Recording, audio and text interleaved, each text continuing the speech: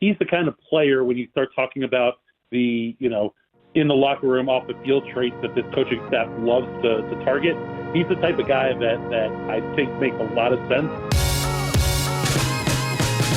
It's our pleasure to welcome back to the show our man who stole our hearts every single Tuesday during the football season, and he's back to steal it again. Ladies and gentlemen, it's a Tischler Tuesday. Mitch Tischler is here. Mitchell, hello, my friend.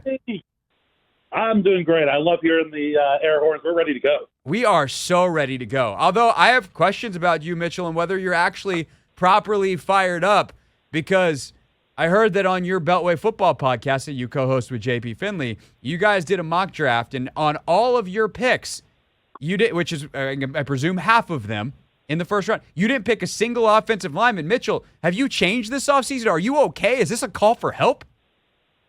It should be. It might be a call for help. I'll tell you, with the Commanders trade for Laramie Tunsil this offseason, there's certainly need to get younger on the interior of that offensive line. But I like what I saw from Brandon Coleman last year. I think he's ultimately going to be your right tackle. Laramie Tunsil solidifies the left side. This is a team that can be built to win right now. And while I loved hearing Adam Peters and, Dan Quinn over the entire offseason talk about wanting to continue the pace, build the right way, do all these things that they've talked about since they got here, I think you're in a position now where you can start kind of picking and choosing guys who you think can help you right away and help take you to that next level. And right now, I don't see the offensive line as a number one need, especially for a team that doesn't have a ton of draft capital. So just to be clear, this was a Commanders only mock draft. This wasn't you and JP like splitting a first round mock and somehow you didn't take a single offensive lineman for anyone. That would have been really concerning. Okay. No, yeah, you heard this wrong. It was just the Commanders pick. And it was only the picks with no trades being considered, even though ultimately I think they end up trading out of the first round. Yeah, I think they would love to trade out of the first round. The problem is so would, I think, 5 or 6 other teams in that entire range, and there's not going to be that many teams that want to come up. So we'll see, although there's a ton of quarterback stuff flying these last couple of days. We're in the middle of silly season. I don't know what to believe, but could 4 go in the first round? It certainly help the Commanders if they want to trade out. As for the question we've kind of been asking folks on the phones, and I've been asking various guests, I think we're going to do a whole montage of this on Thursday, is who's your guy? Like, who's the guy that you want to see on the board? And if he is, you are then going, Adam, please pick up the phone, send in the card. I want this guy that is a reasonable guy to pick here. You can't say like Abdul Carter. But outside of him or some of the other top guys, who's the guy you want to see on the board at 29 for Washington? That didn't stop Adam Peters from saying Abdul Carter today. Yeah, I know. That was a very funny moment. I enjoyed that. I don't know how reasonable it is because ultimately I don't think he's going to be there, but I think Shemar Stewart would be super interesting if he's still sticking around at 29. I think he's one of the best edge rushers, one of the guys that's going to be able to get after the quarterback or be able to contribute the quickest in this draft. And the number one thing that I loved reading about him, and the same goes for Nick Scourton, who's the other Texas A&M edge rusher, is that both of them were responsible in the run. And to me, as much as I want to get a guy who's going to step in and get double-digit sacks, that's obviously, ultimately what you want if you're taking a first-round edge rusher. I want someone who's able to do both, somebody who has a responsibility and knows how to play within a defense. And, there's a lot of things that you can look at with both of those Texas A&M defensive ends and their, numbers production as far as you looked at stat-wise for them, and it leaves a lot to be desired. But it's because they both were asked to play within a defense. And I love that these kids both showed a ton of athleticism and also were able to get some quarterback pressures, but also play within a defense and help, kind of support the run. And ultimately, we saw last year what happens if your defensive ends aren't able to, help support the run much. And ultimately, if they do end up sticking around in the first round, I want an edge rusher who has the athleticism and has the physical traits to become a great pass rusher, but is also heady enough and responsible enough and mature enough to understand that there's more to being a defensive end than strictly sack numbers. Mitch Tischler, co-host of the Beltway Football Podcast from Monumental Sports, with us here on the Hoffman Show. So we've talked about Stewart a lot on this show because I think he's fascinating, but you brought up something that I think is really important, which is he is a good run player in terms of an edge setter. The devil's advocate, so I will bring up the thing that is coming and let you respond to it, is his sack production was bupkis. He had one of the highest missed tackle rates in college football, period, last year. He missed 26% of his tackles. And so while he led Texas A&M in pressures with 39, he'd never had more than a sack and a half in a season. Is that something, like, one, how concerning is that? And two, I guess the more important question would be, Mitchell, do you feel like Dan Quinn and this defensive staff could actually help fix those problems? So that, to me, that's what I look at. Is I look at what this defensive staff has done with players in the NFL over the course of 2 decades and their ability to help them reach higher levels. And the fact that you're able to get those pressures, you're able to get to the quarterback, to me, that shows that you have the physical traits to be a explosive edge rusher. You might just not have the discipline or whatever to break down and make the play at the point of attack. And I'm hoping that that's something that they can teach this kid. I look at another kid like James Pierce. He's the edge from Tennessee. Yeah. 2 years ago, double digit sacks, was looking like he was going to be a top 5, top 10 player. Last year, the sack numbers dwindled dramatically. He still has a high number of pressures. So to me, we talked about it when we talked about, the defensive tackles that the Commanders have had, the John Allens, the different group of guys, and, the effect of having quarterback pressures, and maybe they don't finish the plays and get there. But ultimately, you want to have somebody who's going to be up in a quarterback's face and get there. And I think that you saw a guy like Shemar Stewart do those things. And I think with, some technique fixes and, some physical changes for these kids, I think that they can help. I think this coaching staff, the strength and conditioning staff can kind of help them, get to a better place where they don't lose the speed, the quickness, the bend, all those different things, but they're able to get into a better position to make plays once they get there. And ultimately, I think that's what you have to hope with kind of any of these defensive edge guys that are going to drop down to the end of the first round, is you're going to need that. All those guys are going to have, nits to pick, if you will, and you're going to have to find the ones that you think are, inherent to the player or ones that can be coached into them. And to me, for a guy like Shemar Stewart, he's able to get to the point where he can make a play. He just hasn't been able to get it done. To me, that's something that's coaching, that's teaching, that's technique, and that I think that this coaching staff can get into him. I tend to agree, and at 29, you're not going to find a better piece of clay. And for edge, like, that's kind of what you want, is the traits. And while I definitely have my questions, and I think if he and Donovan Ezeraku were on the board, I'd probably take Ezeraku. The dude's 6'5", 270, and is a freakazoid of an athlete. Like, you just right. you can't do that. By the way, are you familiar with Nick Scourton's story? Since you mentioned him as well, Stewart's teammate. That's what I was going to bring up. Was we've seen the type of players that this coaching staff likes to pick, team captains, team leaders, guys like that. Nick Scourton was a guy who was at Purdue. He was a team captain as a sophomore. He led the Big Ten in sacks, and then left in the portal and went to A&M. He's the kind of player, when you start talking about the, in the locker room, off the field traits that this coaching staff loves to target. He's the type of guy that I think makes a lot of sense. And so when I bring up the Texas A&M edge rushers, maybe I'm giving myself a little wiggle room, but I like both of those kids a lot, and I think there's a good chance that if either of them are there, that the Commanders might jump there. For sure. And so this is from the Beast, Dane Brugler's draft guide. I didn't know this about Nick Scourton. Nick Scourton, one of 3 children, grew up in Timpson in East Texas with his mother, Ashley Caraway. He started playing organized football for the first time in 7th grade. As his mother worked long hours, Scourton later found himself in danger of flunking out of school. At the start of his sophomore year, his best friend, Andrew Bubar, convinced his parents to allow Scourton to live with them temporarily, but that short stay turned into much more. Nick's mother eventually signed over his guardianship to Andrew's father, Lane, the principal at Bryan High School, and mother, Cindy, and Nick stayed with the Bubar family for the remainder of high school. In college, he officially changed his last name from Caraway to Scourton to reflect the quote-unquote best friend relationship with his biological father, Nicky Scourton. So this is kind of like the movie The Blind Side, and hopefully it doesn't end in lawsuits a decade from now because they're actually terrible people. But, that's a crazy story, and talk about, a guy who's had to earn it. That is always something that the Commanders look for. So I'm glad you brought up Nick Scourton, and that made me go read his background piece in the Beast, Mitch. So thanks. If nothing else, we got that out of this radio hit today. I mean, Dane Brugler's Beast is one of the best pieces of work that's done around the NFL the entire season. But what I like about Scourton is he has the same kind of similar metric numbers as far as or stat numbers, at least as far as Shemar Stewart goes. And I think that speaks to kind of the Texas A&M defensive game plan for the edge rushers. And the fact that he produced the way that he did at Purdue, Purdue's not the greatest team in the Big Ten, but that is, Power 5 football, and to put up the sack numbers that he did shows you that he has the ability to ultimately do that. Now, he's not as much of an athletic freak as Shemar Stewart is, but that doesn't mean that he's not going to be a solid NFL player.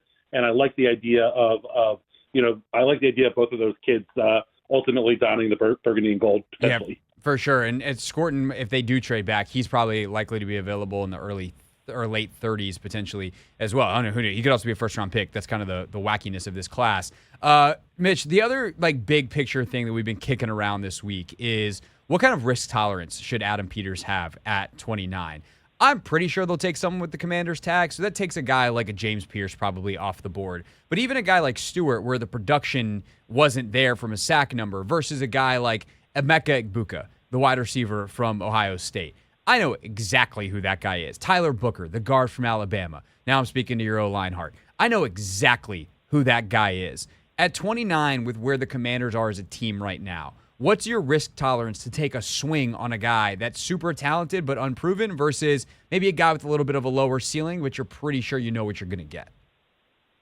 The one thing that's good about the craziness in college football right now with NIL and transfer portals and all that stuff is you're getting older players that are coming out of the draft. And, last year with Jaden Daniels, people were trying to use that as a knock against him.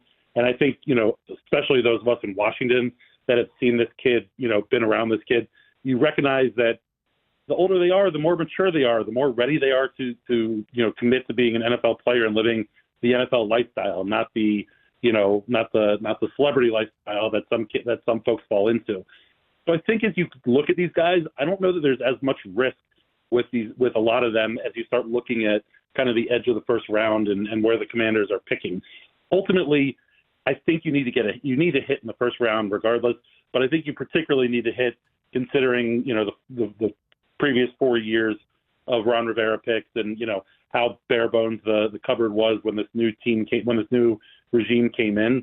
The one thing I like about them is that, they're kind of forward thinking. You look at the Johnny Newton pick and you recognize that, okay, they were planning for life after John Allen / Strawn Payne, whichever one they decided. I don't think they're going to go tackle in the first round. I don't think they're going to necessarily go O-line in the first round, but you can look at it and see, hey, is Laramie Tunsil maybe, a rental player? Is he going to be here long term? Do we want to start building up, the future there? And the fact that these guys aren't as obsessed with, finding, the one missing piece that's going to put them over the edge, but building a franchise, building a team 1 to 53, and obviously even further down than that when you start looking at practice squads and stuff like that. I really like the approach that they take to it. And so as much as, I don't think that they're going to, go to a particular position, I think we have to have our eyes open that if they see a player that they think, has value at a particular spot, they're going to go out and get them. And I think the other side of the coin to that is a guy like Brandon Coleman, who, when they picked in the second round last year, there was a run on tackles, and it felt like, okay, the Commanders need a tackle. They got to go get one now. But they were confident that they liked Brandon Coleman. They thought that he was going to be able to be a contributor and had the confidence, I guess is the word, to stick to their board and go and get Mikey Fainer still in that spot, but trust that Brandon Coleman was going to drop to them in the third round. And, Coleman had an up and down year. I'm not saying that he's, a future All-Pro or anything like that, but he gave you enough last year that you can see that he can be a contributing NFL player, a contributing NFL starter on a team. And so as I look at the draft, I kind of like the way Adam Peters kind of has that, ebb and flow of going to get guys who can help them right away, but also understanding that you need to build this roster up because the depth on this roster just isn't there right now. So with that said, Mitch Tischler, co-host of the Beltway Football Podcast with us here on the Hoffman Show, is there any position outside of quarterback or a specialist? So I'm not trying to pull a quick one on kicker, punter, long snapper here. Outside of the specialist and quarterback, is there any position that you would be upset, miffed, question if they took in the first round? I think fans are going to hate this, but I just believe it's the evolution of the position. I would hate to see a running back go in the first round. I would love to see them take one on day 3, somebody who you think has some traits that can help you out. But to me, if you're not getting the top flight running back, I think they're all kind of a dime a dozen. You look around the league outside of, the Derrick Henrys of the world and the Saquon Barkleys, obviously. I think they're all pretty interchangeable. And certainly Brian Robinson gave you a lot. There was a lot to be desired with D-Rob last year. But I do think the addition of Laramie Tunsil, and ultimately I think whatever happens with the combination on the right side with Wiley, Brandon Coleman, Trent Scott, whatever they kind of decide to do there, I do think this offensive line as a whole looks better. And ultimately I think that helps the running back position. And, to me, I just don't want to spend top draft capital on positions that are, kind of easily filled with, you can get almost equal production from what you have already or from guys that much later in the draft. No, I agree with that outside of if Hampton falls. Like if obviously Genty's not falling, but if Hampton is there at 29, like that dude could be a game changer. He could be one of those top blue chip guys, which is why I've said I'm good with anything. But I think my anything at running back ends after those two guys, where I think there's a lot of other, whether it's fans or even draft analysts or maybe even GMs who would happily take Caleb Johnson or Travion Henderson or whatever. But the fact that none of them agree on who the third guy is, I think kind of proves our point, Mitch, that after the first two, I'll wait. And ultimately, if they end up dealing that number 29 pick and get a, mid-second round pick or maybe an extra third round pick or something like that, Travion Henderson would be an awesome fit for this offense and for this team, just not at 29. To me, 29 is a spot that you need to go after one of the more premium positions. And I think as much as we've talked about edge, I think you also have to talk about corner there, because this team is putting a lot of faith at the moment in terms of the moves that they've made, in the fact that Marshawn Lattimore is going to be, the player that we thought he was going to be before he came to Washington, and not as much the player that we saw him to be in a couple of games here. But that corner depth is mighty narrow right now, and you have a couple guys who can help you out in the slot and maybe can play on the outside a little bit more. But if Marshawn Lattimore turns out to not be, the player that they think he is, then you're really, really short at corner. So I think there has to be a conversation about corner there. But to me, first round's got to, for the most part, has to be a premium position. Yeah, I tend to agree with that. Let's wrap there, because I heard you say that on the roundtable on John Keim's podcast. By the way, the comedy quality on that podcast, ooh, buddy, took me right back into the media room where no jokes are good. I love each and every single person that was on that show. Just to be clear, just the punchline comedy, Mitchell. That was a lot. Listen, I think folks see our interaction amongst the media corps on Twitter, on Instagram, on all the different social medias or whatever, and they get a feel for kind of how we all interact with each other. But it's a lot of fun when we do those kinds of podcasts and folks get to listen to it and see it. And, listen, there are a lot of real bad jokes, and John Keim is the king of dad jokes, so I love him for it. It's the best, but also the worst. Yeah, exactly. And let me tell you, Mitchell, with the Zoom delay, they play really well in the room. Well, that was just John waiting for the laugh track. I'm surprised. Oh, is that what that was? Okay, I was listening, not watching. You know who absolutely loves this conversation if he's listening is John Keim. Anyway, I heard you on John's show make the point that you just referenced about Marshawn Lattimore, and it's kind of like, hey, they need someone to play with Mikey and Lattimore. And it's like, what if Lattimore's the guy that we saw last year? So how does that affect your thinking at 29? And is there anybody you've got circled that you think would be worth taking with that pick if they're available? Will Johnson, who's another Michigan corner. I don't know that he's going to be there then, but certainly he's another player that fits the prototype that Adam Peters and Dan Quinn have kind of put out there and are talking about. Wanting a guy with high football IQ, a guy who, is able to kind of go after the football, make plays on it. And obviously they had so much success with Mikey Sainristil last year that I'm sure they wouldn't hate to double dip into that Michigan world. But there's a kid out of Kansas that I like a lot, Mello Dotson. And I think he's a super interesting player. He's a little bit older, kind of very similar to what Mikey Sainristil was for Michigan for that Kansas football team. He was a team leader, and he's a guy who has, it's funny because for any other team or any other draft, I would bring up the fact that he has he had a bunch of interceptions and he had a bunch of pick sixes and got the ball back. But after all the Emmanuel Forbes talk, I think that, might be a little PTSD for some folks. But he's a guy who uses his eyes really well. He's physical enough that he's able to, body up with some, tight end types. He's 6'1", and he's a guy who has shown an ability to get the football. And obviously we know that, that Dan Quinn and company love guys who can force turnovers. So he's like a sixth round type guy, fourth, fifth round type guy. So certainly maybe a day 3 pick, but he's a name that I would kind of keep in the back of your mind as an interesting piece that I hope Adam Peters, Dan Quinn, everyone has identified as somebody who would be interesting kind of as a day 3 name. That is one of the deepest pulls we've gotten, Mitchell. He's Dane's 32nd ranked corner, 7th round grade from Dane Brugler. But at that point, like you're day 3, who cares about not who cares about the grade, but everyone's grades are going to fluctuate dramatically. That's a good pull. I didn't think Dane has him that far down. I think the last couple of mocks I saw him, I had him 5th round or so, but I trust Dane a whole lot. So maybe he knows a little bit more than I do about it. But I like the kid. I like what he brings to the table, and just kind of reading through his story and his, what the coaches and folks around him had to say over at Kansas kind of got me a little intrigued. Yeah, it is definitely, like, I understand why he's a late round pick, but sometimes guys just have it in terms of the ball skills, the instincts and stuff. And so there you go. Mello Dotson, your late round sleeper from Mitch Tischler. Watch out. Mitch, what are you guys doing for the draft on the Beltway Football Podcast? What can people look for this week?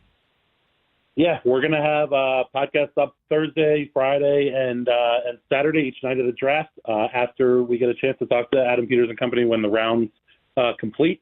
I personally or in person will be up in Montreal for the Caps Canadian series, so it's going to be a lot of fun juggling the two, but I can't wait for the draft to come, and I can't wait to see how this front office coaching staff fills out this roster. I personally would like to thank the NHL for making sure the Caps are on Wednesday, Friday this week and not on Thursday. That is very much appreciated. I know they did it for all of us.